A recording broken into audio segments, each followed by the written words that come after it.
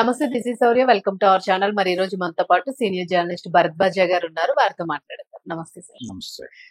Sir ఏంటి K ramp మూవీకి సంబంధించి సక్సెస్ మీట్ సక్సెస్ మీట్ దీనికి సంబంధించి ఏవో కొన్ని అంత రచ్చరచ్చగా కనిపిస్తూ ఉంది. రకరకాల పదజాలం వాడుతూ కూడా విరుచుకుపడ్డ సందర్భం కనిపిస్తుంది. రాజేష్ దండా అని సినిమా సమర్పకుడు ఆయన ఒక రివ్యూవర్ మీద దాడి చేశాడు వేదిక మీద నుంచి.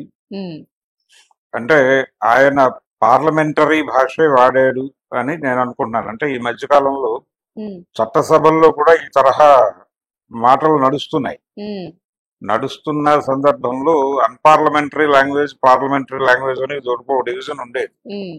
ఇప్పుడు వేదికల మీద కూడా ఏదైనా మాట్లాడొచ్చు అనేటువంటి ఒక సౌలభ్యం వచ్చేసింది. చట్టసభల్లోనే మాట్లాడుతున్నారు, నాకే ఉంది అన్నట్టుగా మాట్లాడాడు.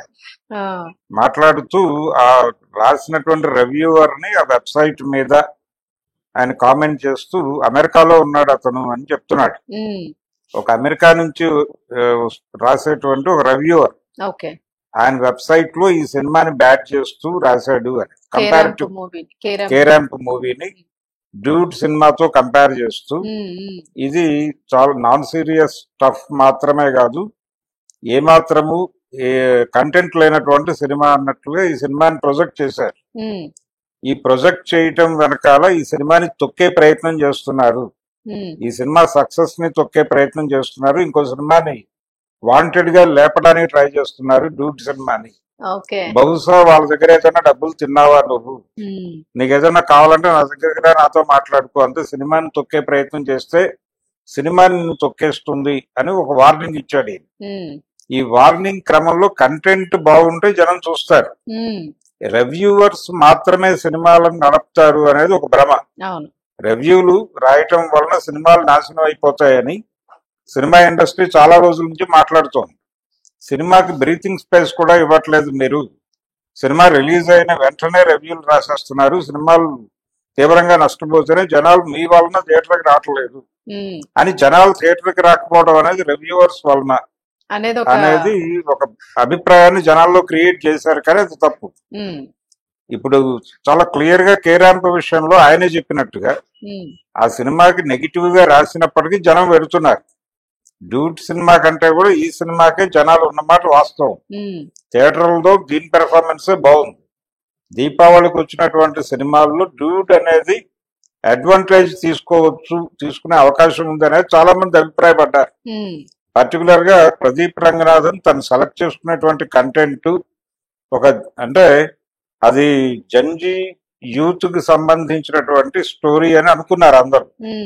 తీరా థియేటర్ లోకి వెళ్ళిన తర్వాత అది పరమ రొటీన్ స్టోరీ అనే అర్థమై ఆ కంటెంట్ తో చాలా సినిమాలు వచ్చాయి గతంలో, ముందు చాలా ఏళ్ల క్రితమే వచ్చినాయి. అంటే ఆ సినిమాలని పోలి ఉంది ఇది, అంతకు మించి ఏమీ లేదు. ఆ సినిమాలో కొత్త విషయం ఏమీ లేదు కాబట్టి జనాలు పక్కన పెట్టేశారు ఆ సినిమాని. ఇప్పుడు ఈ కే ర్యాంప్ సినిమా కూడా దాదాపు అది కమర్షియల్ మీటర్ లో చేసిన సినిమానే, కాకపోతే ఎంగేజ్ చేయగలిగాడు, ఎంటర్టైన్ చేశాడు థియేటర్ లో ఆడియన్స్ ని. పర్టికులర్ గా సెకండ్ హాఫ్ హీరోయిన్ క్యారెక్టర్ లో ఆయన తీసుకున్నటువంటి ఎలిమెంట్ వర్కౌట్ అయింది, జనాలు కనెక్ట్ అయ్యారు, చూస్తున్నారు, బానే ఉంది. ఆ సినిమా కమర్షియల్ గా పే చేస్తున్న సినిమాని. కాన్సెప్ట్ ఏంటి సార్? Overall concept oriented. అంటే హీరోయిన్ కి ఒక ప్రాబ్లం ఉంటుంది, ఒక సైకలాజికల్ డిజార్డర్ ఉంటుంది. ఆ విషయం తెలియక దానికి ఒక పునాది ఉంటుంది.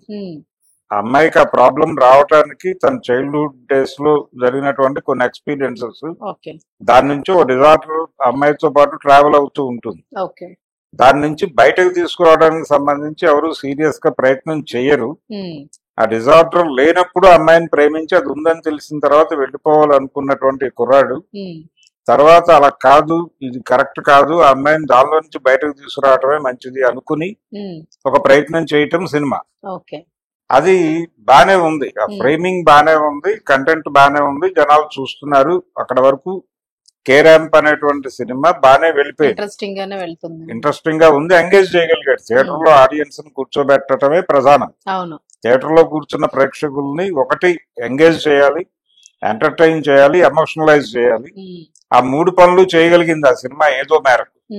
కాబట్టి పాస్ అయింది. మొన్న వచ్చినటువంటి సినిమాల్లో ఎక్స్పెక్టేషన్ ఉన్న సినిమాలు కే ర్యాంప్ మీద ఎవరికి ఏ రకమైన అంచనాలు లేవు.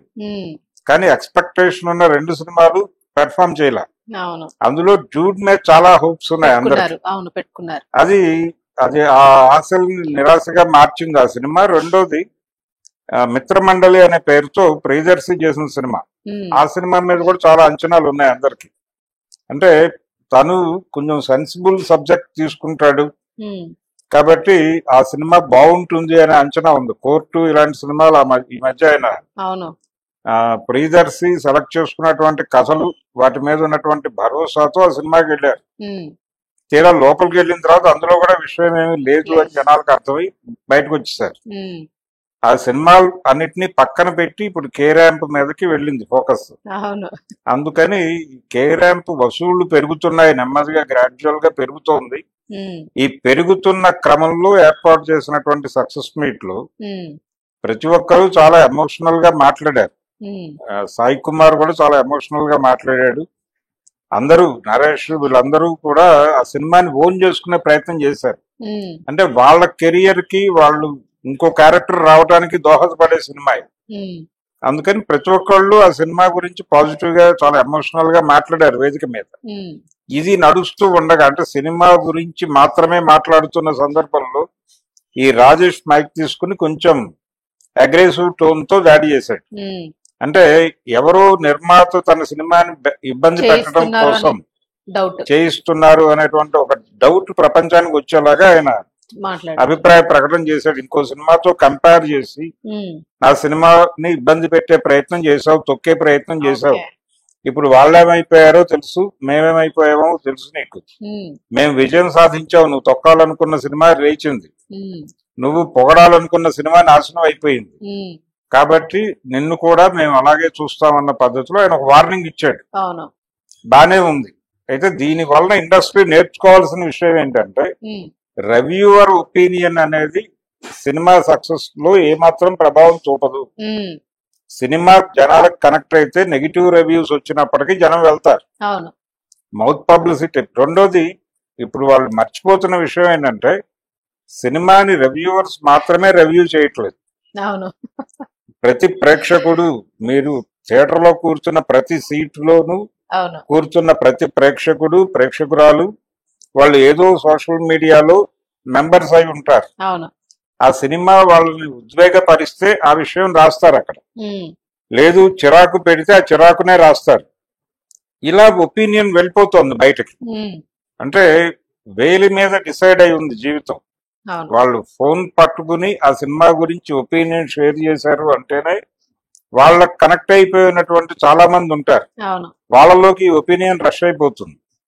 కాబట్టి మీరు ప్రేక్షకులను తిట్టాలి, ప్రేక్షకులే గొడవ తప్ప రివ్యూ రాయటం అనేది ఇంకా టైం తీసుకుంటుంది. ఈ రివ్యూ వచ్చేలోపే అభిప్రాయాలు వెళ్ళిపోతాయి. ఫస్ట్ హాఫ్ చూసి ఫస్ట్ హాఫ్ చాలా బోరింగ్ గా ఉంది, నేను పొద్దున్నే ఈ సినిమాకి వచ్చాను, ఫస్ట్ హాఫ్ చాలా ఇబ్బంది పెట్టింది, సెకండ్ హాఫ్ ఎలా ఉంటుందో భగవంతుడా నన్ను కాపాడాలి, ఈ టైప్ లో పెట్టేస్తున్నారు. ఇవి చూస్తున్నారు చాలా మంది. వీళ్ళు సినిమా చూస్తున్నారు, బయట ప్రజలు వీళ్ళు పెట్టిన పోస్ట్ చూస్తున్నారు, చూసి సినిమాకి వెళ్ళాలా వద్దారని డిసైడ్ చేసుకుంటున్నారు. ఈ ఒపీనియన్ పూలింగ్ అనేది విపరీతంగా జరుగుతోంది. వీళ్ళు సినిమా ఎలా డిసైడ్ అవుతున్నారు, జనాలు బయట ఉన్నోళ్ళు ఒపీనియన్ బాగుంటే సరే సినిమా థియేటర్కి వెళ్దాం అనుకుంటున్నారు, లేదు ఒపీనియన్ బ్యాడ్ గా ఉంది అని కనుక అనిపిస్తే సినిమా చూస్తున్నారు, చూడటం మానట్లేదు. వాళ్ళు ఇమ్మీడియట్ గా ఏదో ఒక వెబ్సైట్ లో నుంచి దాన్ని డౌన్లోడ్ చేసుకుని చూస్తున్నారు, ఓటీటీ దాకా ఆగట్లేదు. ఈ రకరకాల వెబ్సైట్లలో సినిమా అంటే షో పడిన ఒక హాఫ్ అన్ అవర్ లోపు ఒరిజినల్ కంటెంట్ అవైలబుల్ గా వస్తుంది. ఎప్పుడైతే కంటెంట్ అవైలబిలిటీ ఉందో దాన్ని డౌన్లోడ్ చేసుకుని హ్యాపీగా చూసేస్తున్నారు ఎక్కడో చోట కూర్చుని. అందుకని సినిమా కన్జ్యూమ్ చేయట్లేదు జనాలు అనేది తప్పు, కానీ కన్జ్యూమ్ చేసే ఏరియా వాళ్ళకు ఉపయోగపడలేదు, ప్రొడ్యూసర్లకు ఉపయోగపడలేదు, బయ్యర్లకు ఉపయోగపడలేదు. కాబట్టి థియేటర్ కి రావాలంటే అక్కడ కంటెంట్ ఉంటే ఈ సినిమా పర్వాలేదు మమ్మల్ని ఎంగేజ్ చేసింది అని గనక అభిప్రాయం ప్రజలు తమ తమ ప్లాట్ఫామ్స్ మీద చెబితే ఇమ్మీడియట్ గా ఏదో విధంగా సినిమాకి వెళ్తున్నారు జనాలు. అవును. బాగున్న సినిమా దేన్ని నిరుత్సాహపరచలేదు ప్రేక్షకులు. కాబట్టి రివ్యూవర్స్ సినిమాలను చెడగొడుతున్నారు అనేది తప్పు. తప్పు. అవును. మీ కంటెంట్ జెన్యూన్ గా ఉంది. ఇప్పుడు కే ర్యాంప్ కంటెంట్ మిగిలిన సినిమాలతో కంపేర్ చేస్తే బెటర్ గా అనిపించింది. అలా బెటర్ గా అనిపించే సినిమాలు తీసినంత కాలం మీ సినిమాకి జనం వస్తారు. అయితే గతంలో లాగా జనాలు సినిమా రిలీజ్ అవగానే పరిగెట్టడానికి, ఆ రోజుల్లో సినిమా అనేది ఒకటి, సినిమా అనేది సినిమా థియేటర్లో మాత్రమే చూడాలి. ఇప్పుడు ఆ అవకాశం లేదు. రకరకాల ప్లాట్ఫామ్స్ ఉన్నాయి కాబట్టి 100 ప్లాట్ఫామ్స్ వచ్చిన తర్వాత మీరు కూడా థియేటర్కల్ రైట్స్ అని ఒక ముక్క అమ్ముతున్నారు అక్కడ. అంతే. థియేటర్కల్ రైట్స్ అమ్ముతున్నారు, ఓటీటీ రైట్స్ అమ్ముతున్నారు, డిజిటల్ రైట్స్ అమ్ముతున్నారు, శాటిలైట్ రైట్స్ అమ్ముతున్నారు. శాటిలైట్ రైట్స్ 100 భాషల్లో అమ్ముతున్నారు, ఓటీటీ హక్కులు 100 భాషల్లో అమ్ముతున్నారు. ఇంత వ్యాపారం చేస్తున్నారు మీరు నాన్ థియేటర్కల్ గా. అవును. కాబట్టి మీరు మళ్ళీ థియేటర్కల్ బిజినెస్ మాత్రమే అన్నట్టుగా మాట్లాడితే కుదరదు. అవును. మీకు డబ్బులు రకరకాల పద్ధతుల్లో వస్తున్నాయి. ఒకప్పుడు కౌంటర్ లో జనాలు ఇచ్చే డబ్బులే డబ్బులు ఉండేవి. ఇప్పుడు ఆ పరిస్థితి పోయింది. కాబట్టి కంటెంట్ ఉన్న సినిమాలు చూస్తారు అనటానికి ఈ సినిమా ఉదాహరణ. మేము ఇలాంటి సినిమాలు తీస్తాం భవిష్యత్తులో అని ఏదో మాట్లాడితే సరిపోయేది. అది కాకుండా రివ్యూవర్ ని కొడతాను అన్నదాకా వెళ్ళిపోయాడు. అవును. అంత పీక్స్ వెళ్ళి మాట్లాడడం అనేది ఇప్పుడు చెప్పు తీసుకు కొడతాను ఇలా మాట్లాడేశాడు. ఈ చెప్పు తీసుకు కొట్టినా దేన్ని తీసుకు కొట్టినా గానీ అతని ప్రభావం లేదు అనేది నువ్వు అడ్మిట్ చేసి మాట్లాడాలి. అడ్మిట్ చేసి రివ్యూవర్స్ గురించి మేము గతంలో చాలా నోరు పారేసుకున్నాం, రివ్యూలే సినిమాలను చంపేస్తున్నాయి అన్నాము, ఆ అభిప్రాయం తప్పని ప్రూవ్ అయింది. కాబట్టి రివ్యూవర్స్ కాదు ప్రేక్షకులే మనకు అల్టిమేట్. కాబట్టి ప్రేక్షక దేవుళ్ళకి నచ్చే సినిమాలు తీస్తే మనం బతుకుతాము అని చెప్తే బాగుండేది. అయినా అలా కాకుండా చాలా అగ్రెసివ్ గా బిహేవ్ చేశాడు. పైగా ఇండస్ట్రీలో ఒక వేరే ప్రొడ్యూసర్ ని టార్గెట్ చేయటం అదొక మళ్ళీ చర్చ జరుగుతుంది. అదో చర్చ జరుగుతుంది. పైగా అవతల ప్రొడక్షన్ హౌస్ చిన్నదేం కాదు, మైత్రి మూవీ మేకర్స్ వాళ్ళు.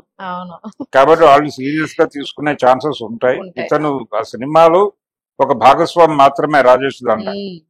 కాబట్టి కొంచెం అగ్రెసివ్ గానే మాట్లాడాడు. దిల్ రాజు గారు వాళ్ళందరూ ఉన్నారు వేదిక మీద.